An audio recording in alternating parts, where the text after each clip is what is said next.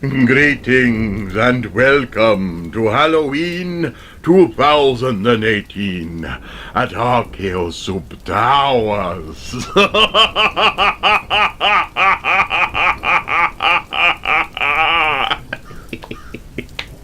Yes, folks, it is that time of the year, one of my favourite times of the year.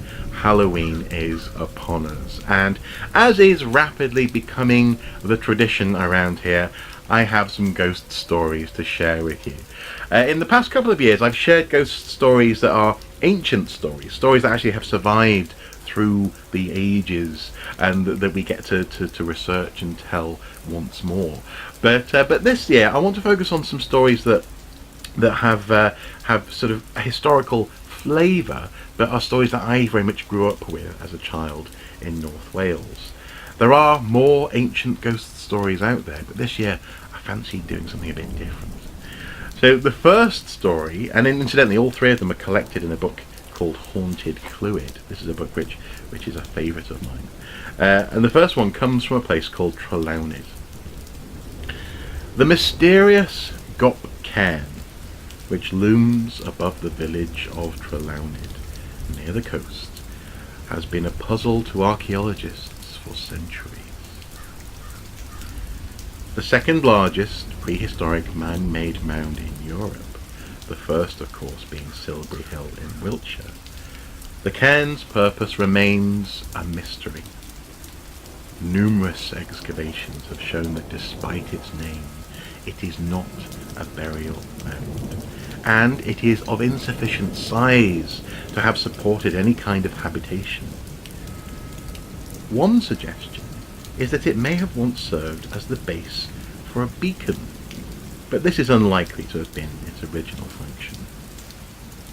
Whatever archaeology says, however, tradition maintains that this mound housed the burial of none other than the fierce warrior queen Boudica herself.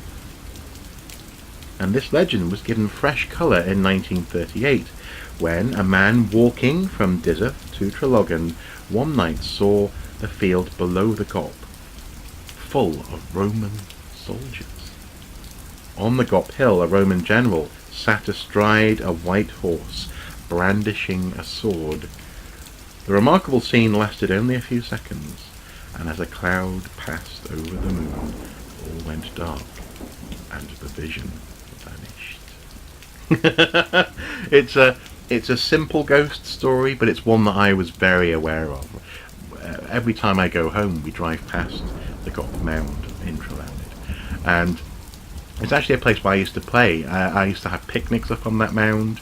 There's a forest on the back of the Gop Hill, where at one point it's so dense that no light gets through the canopy, and so it's actually dark. There's no life, there's no leaves. It's just a grim, scary place. And so going through that dark forest up onto the Gop Hill is quite an experience, I can tell you. I think we're off to a good start. Our second story of the evening is of a cursed skull.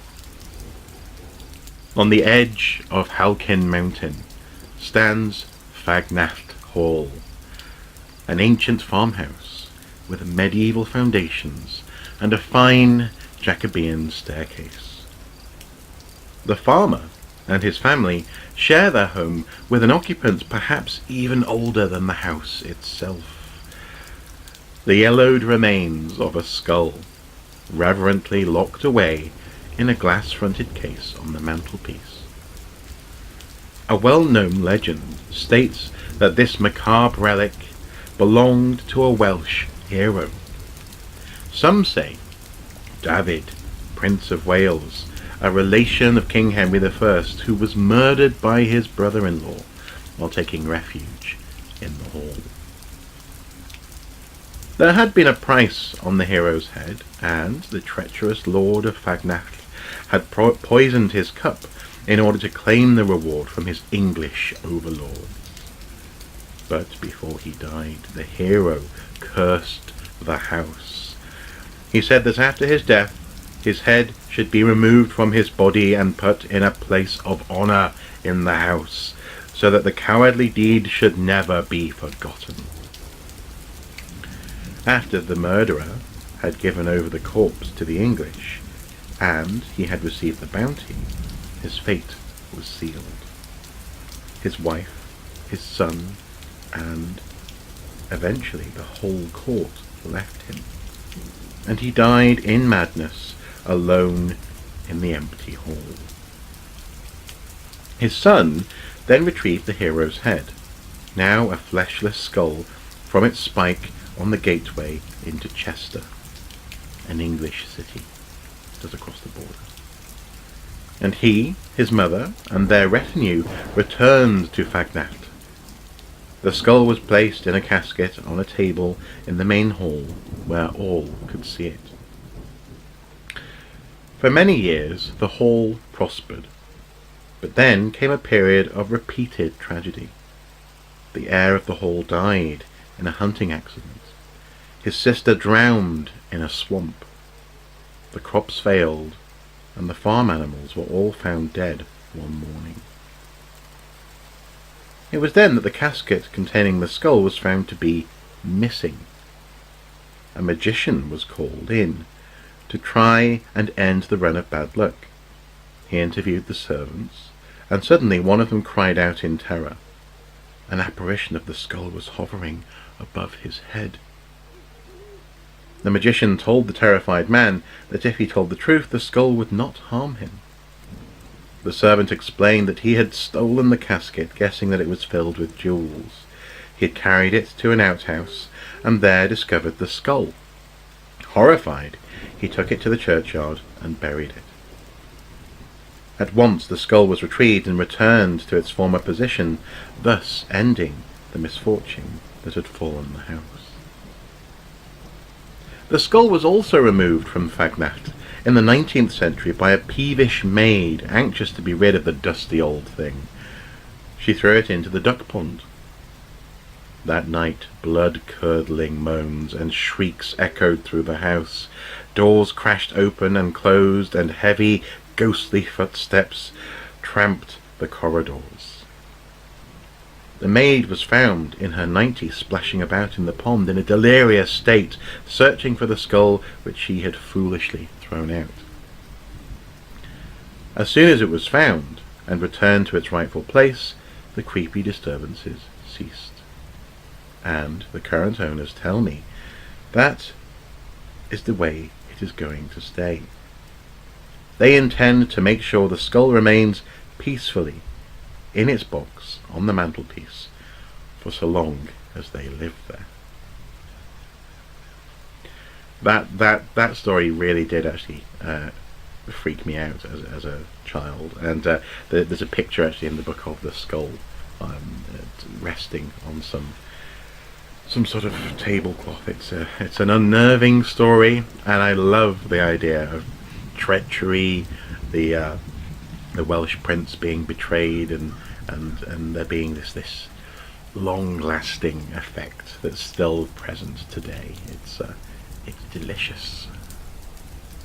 And so, on to our final story of the evening. Mynydd Hiraeth. Hiraeth is a Welsh word with no easy equivalent in English. It embodies a sense of longing, loneliness, homesickness, spiritual Welshness. It is a haunting word. Clwyd's expanse of stark but beautiful moorland, called prosaically in English the Denbigh Moors, bears in Welsh the name Mynydd Hiraeth, and is an area of special atmosphere. It is rich in folklore and strange tales of the supernatural. Here spectral black dogs have been encountered, unearthly singing heard ringing from the sky, fairies and UFOs seen, and numerous mysterious ancient monuments pockmark the landscape, each with its own tradition.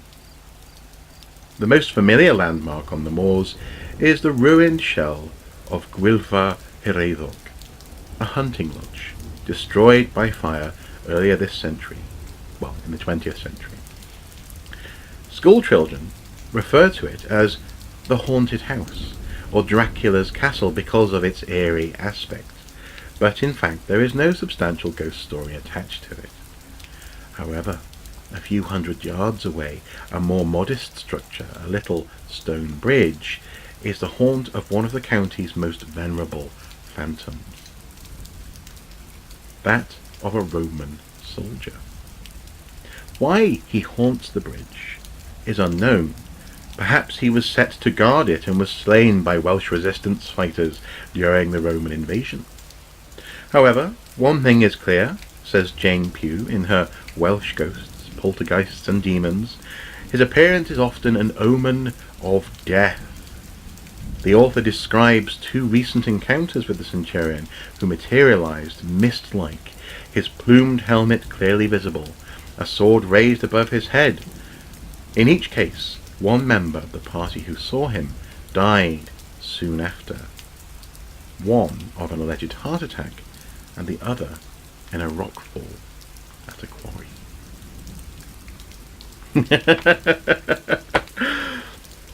I find these stories, and there's another book called Supernatural Clwyd, written by Richard Holland, to be deeply nostalgic.